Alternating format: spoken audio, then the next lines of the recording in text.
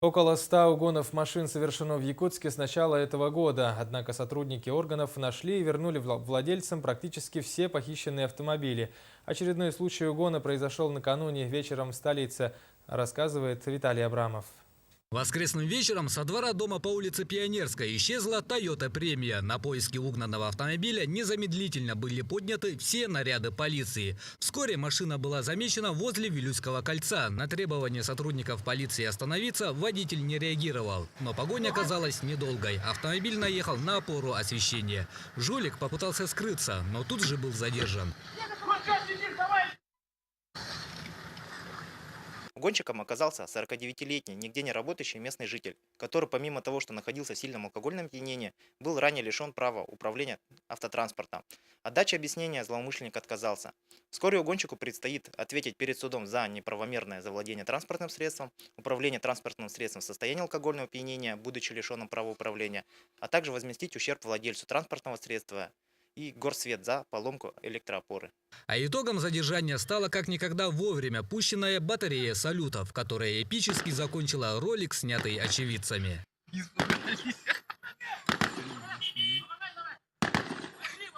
Таким образом, за неполный 2014 год в столице республики зарегистрировано 89 фактов угона. Из них раскрыто и возвращено обратно владельцам 78 транспортных средств. По статистике, наибольшая часть угонов совершается на территории дворов, неохраняемых стоянок и оптовых баз. В канун новогодних праздников отмечается рост угонов транспортных средств. Как правило, водитель, оставив своего железного коня после долгой прогулки, по магазинам не обнаружит свой автомобиль на месте.